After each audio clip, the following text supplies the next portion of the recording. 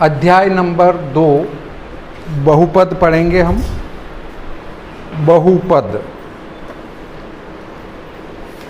जैसे 5 x धन 5 x धन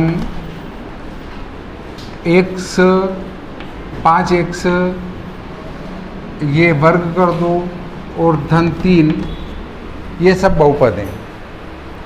एक पद, दो पद, तीन पद, है ना। जैसे पद बढ़ते जाएंगे उनको त्रिपदी, बहुपदी वगैरह कहेंगे। और घात, तो यहाँ जो इसकी घात है वो घात कहेंगे। ये बहुपद क्यों है? क्योंकि इसको x की घात 0 लिख सकते हैं, इसलिए बहुपद है। x की घात 0 का अर्थ होता है 1। किसी भी संख्या की घात 0 हो तो उसको हम 1 कहेंगे। और जब 1 कहेंगे तो 1 का गुणा 5 में 5 ही रहेगा। तो ये बहुपद है, ये बहुपद है, ये बहुपद है। अब जिनके ऊपर चर राशि, चर और अचर दो प्रकार की राशियाँ होती है, तो माइनस में भी गिनती लिखो और प्लस में भी गिनती लिखो, वो सब क्या है? अचर है। जिनका मान कभी नहीं बदलता है वे अचर राशियां हैं। एक का मान कभी नहीं बदलता है, एक को एक ही कहेंगे।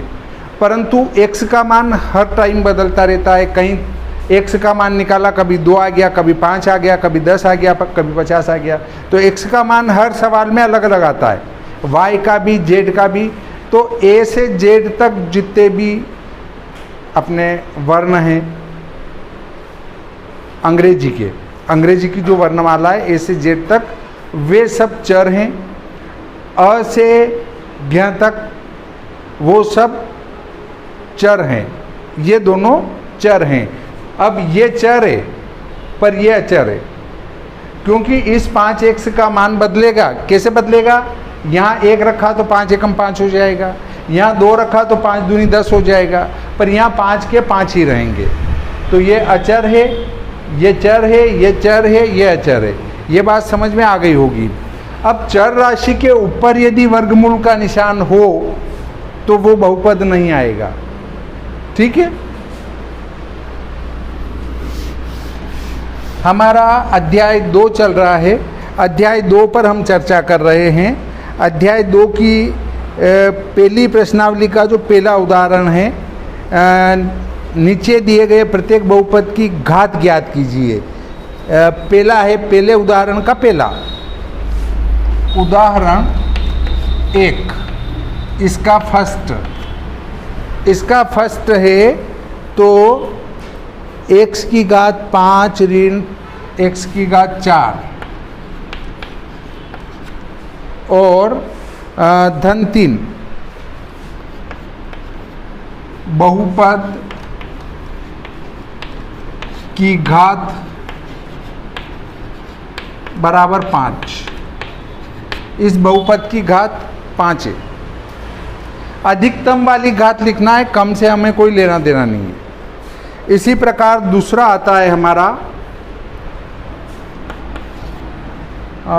2 ऋण y वर्ग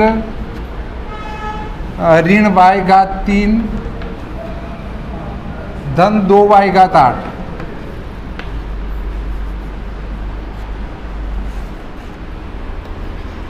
बहुपद की घात बराबर 8, अधिकतम है ना। इसी प्रकार 2, अब 2 में चर राशि नहीं है, तो चर राशि क्या हुई? ये चर राशि। अब ये चर राशि हुई तो x की घात 0 लिख सकते हैं, किसी के पीछे मैंने बताया था। तो इसकी घात क्या हुई? बहुपद की घात बराबर 0। ये कौन सा सवाल है? हमारा उदाहरण का तीसरा। ठीक है।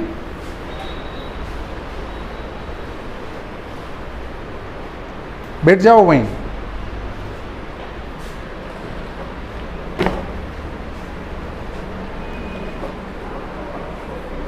2.1 का पहला सवाल लेते हैं। निम्नलिखित व्यंजकों में कौन कौन एक चर के में बहुपद हैं? एक चर के बहुपद ये क्या है? x, y, z, ये 3 चर के बहुपद है। ये 3 चर के बहुपद है। चर मतलब x अलग चर है, y अलग चर है, z अलग चर है। अब हम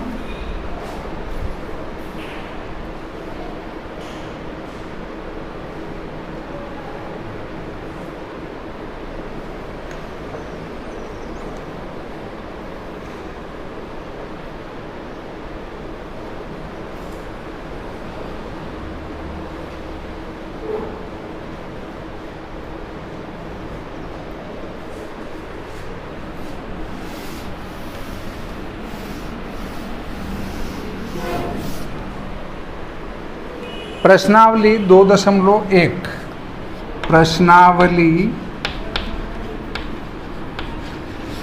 2.1 पहला सवाल है।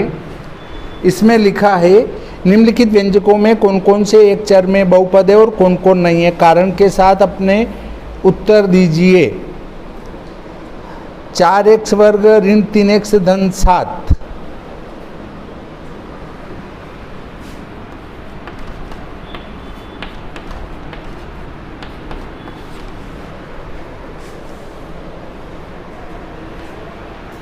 ये एक चरीय बहुपद हैं। इसमें एक चरीय x केवल, ये एक चरीय बहुपद हैं।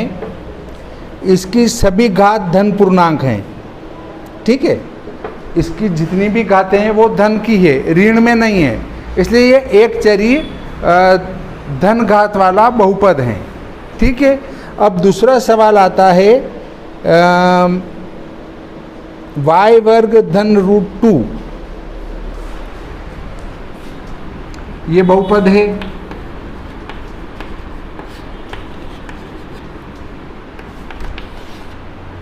y वर्ग धन √2, यह करनी अचर राशि पर है। ठीक है, इस पर विचार नहीं करेंगे। y वर्ग प्लस √2 में y की घात धन पूर्णांक हैं, अतः यह एक चर में बहुपद हैं। ठीक है, बहुपद हैं।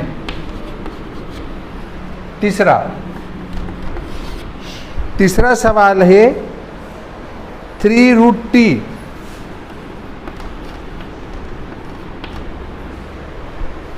धन t√2। मैंने क्या कहा था? चर राशि पर जब करनी का निशान आ जाए तो बहुपद नहीं होता है। इसमें है पहले पद का घात 1/2 है जो कि पूर्णांक नहीं है, इसलिए यह बहुपद नहीं है। बहुपद नहीं है। चौथा सवाल, चौथा है y प्लस 2/y। अब देखो, किसी की घात नहीं है अर्थात उसकी घात एक तो है ही। अब यहाँ पर बटे में है, इसको ऊपर ले जाएंगे तो ऋणात्मक घात हो जाएगी, और घात ऋणात्मक हुई तो दिक्कत आ जाएगी। क्या दिक्कत आएगी? कि वो बहुपद नहीं होगा। जिसकी घात ऋण में होगी वो बहुपद नहीं होगा।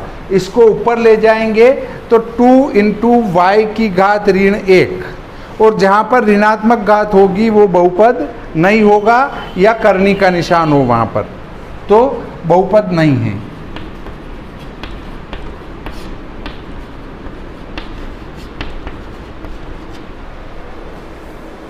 अगला है 5वां, x की घात 10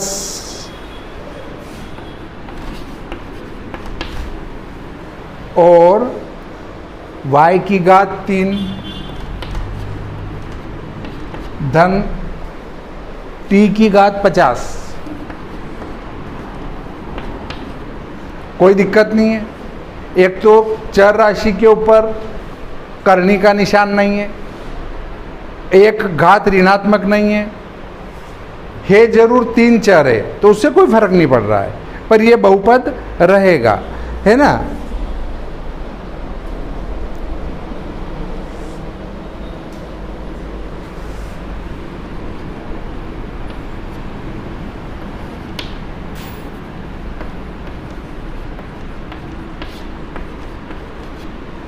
ये एक चर का बहुपद है, ये 3 चरों का बहुपद है, ठीक है। अब 2.1 का दूसरे सवाल पर हम चर्चा करेंगे।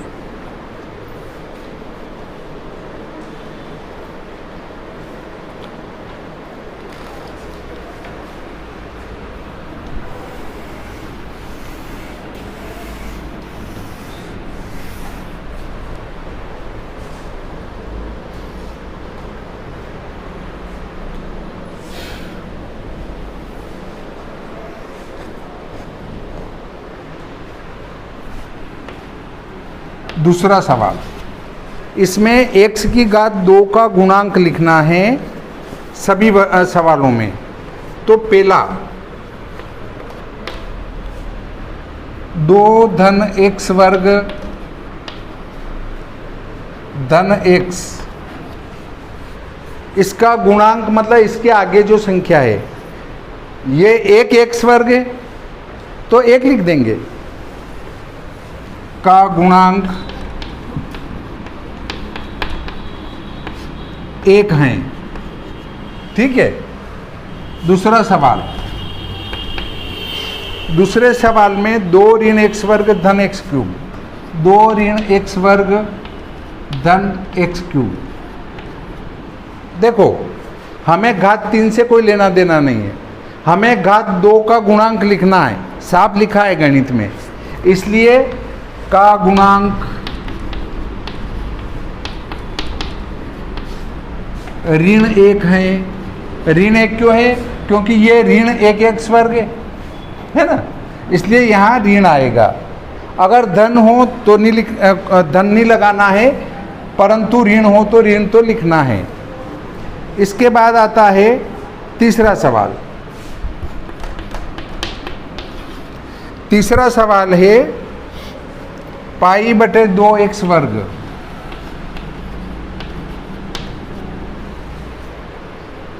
धन x का गुणांक, x वर्ग के आगे क्या है? पाई बटा 2 है, कुछ नहीं करना, पाई बटा 2 लिख दो। इसी प्रकार चौथा सवाल, चौथे सवाल में √2x ऋण 1,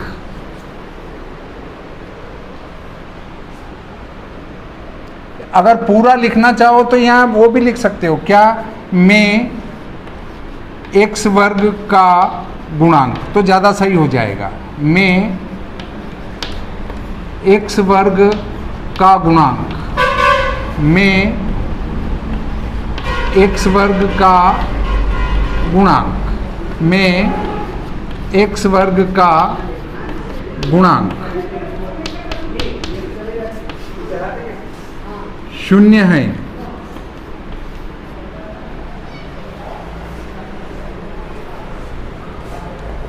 इनमें x वर्ग है ही नहीं है, है ही नहीं तो 0 तो है ही है, 0 कुछ भी नहीं है, इसलिए हमने 0 लिख दिया।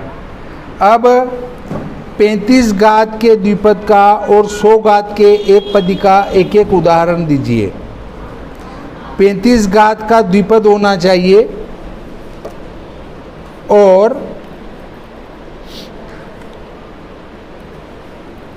100 घात का एक पदी का एक एक उदाहरण देना है, 100 घात का एक पदी का उदाहरण देना है।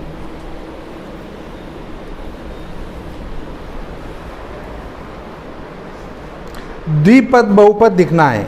35 घात के द्विपद, 35 घात होनी उसकी चर राशि की और द्विपद होना, 2 पद होना चाहिए। जैसे ये 2 पद है, इसमें 3 पद है, इसमें 3 पद है, ऐसे ध्यान रखना है। ठीक है, तो ये सवाल जो करेंगे अपन तीसरा, ये किसी के आपस में मिलेगा नहीं, कुछ भी लिखना है जो मन में आए वो। अब अपने को 35 की घात चर राशि का सवाल नंबर अपना है तीसरा। चर राशि हमने x ली, इसकी 35 घात कर दी और उस द्विपद करना है तो ये 2 पद हो गए। दूसरा ऐसे भी लिख सकते हैं, या x की घात 35 धन y, ये भी 2 पद में हो गया। घात 35 चाहिए थी अपने को, तो कुछ भी लिख देंगे। इसमें ये नहीं कि सर ने ये लिखाया था हम क्या लिखें, तो तुम कुछ भी लिख सकते हो। 100 के घात का 1 पद ही लिखना है। 1 पद होना मतलब ये नहीं होना, ये नहीं होना, यही होना और उसकी घात 100 होना। तो कुछ भी लिख के उसकी घात 100 लिख दो, ये और क्या। y की घात 100 1 पदी और 100 की घात 100। अब चौथा सवाल,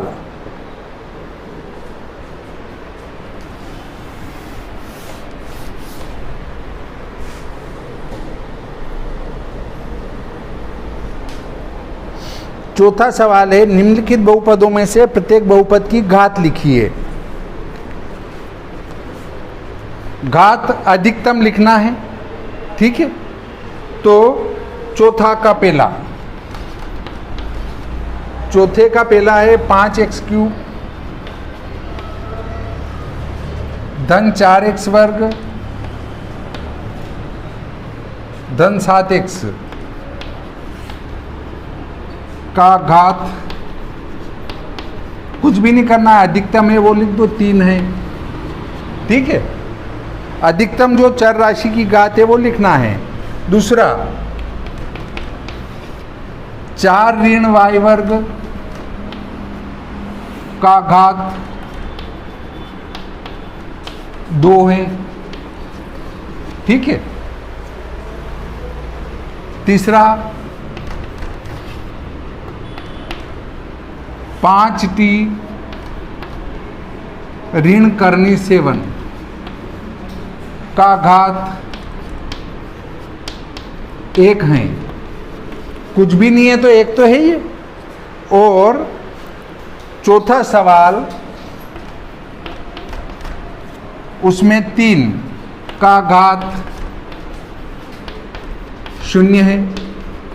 चर राशि है ही नहीं तो 0 आएगी। ये तुम्हारा चौथा सवाल हो जाता है। बहुत सरल है ये सवाल।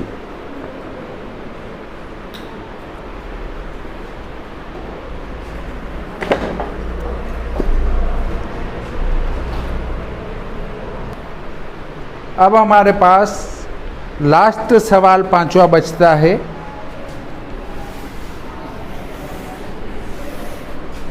पांचवें सवाल में लिखा है, बताइए कि निम्नलिखित बहुपदों में कौन कौन बहुपद रेखिक है, कौन कौन द्विघात है और कौन कौन त्रिघात हैं। जिनमें घात नहीं लिखी हो वो रेखिक है ना, जिनमें घात लिखी हो उनकी घात लिख देना है, कुछ भी नहीं करना है।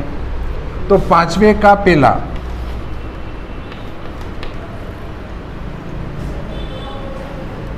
x वर्ग धन x, ये 2 घात है इसकी, इसलिए इसको लिखेंगे द्विघात।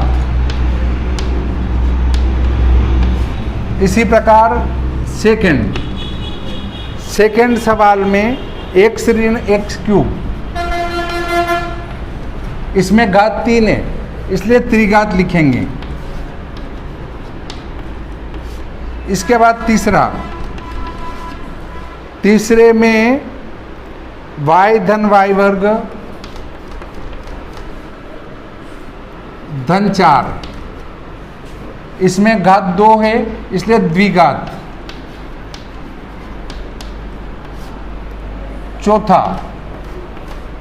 चौथे में 1 धन x, तो इसको लिखेंगे हम रेखिक। रेखिक क्यों लिखेंगे? क्योंकि इसकी घात 1 है ना। उसके बाद आता है 5वां 3t ये भी रेखिक है क्योंकि इसकी घात 1 है, घात नहीं लिखी तो 1, पांचवा के बाद छठा v छठा r वर्ग, ये है द्विघात,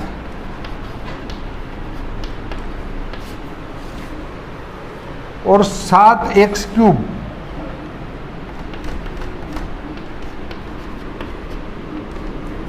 ये त्रिघात। ये तुम्हारा पांचवा पूरा होता है और प्रश्नावली भी पूरी हो जाती है यहीं पर।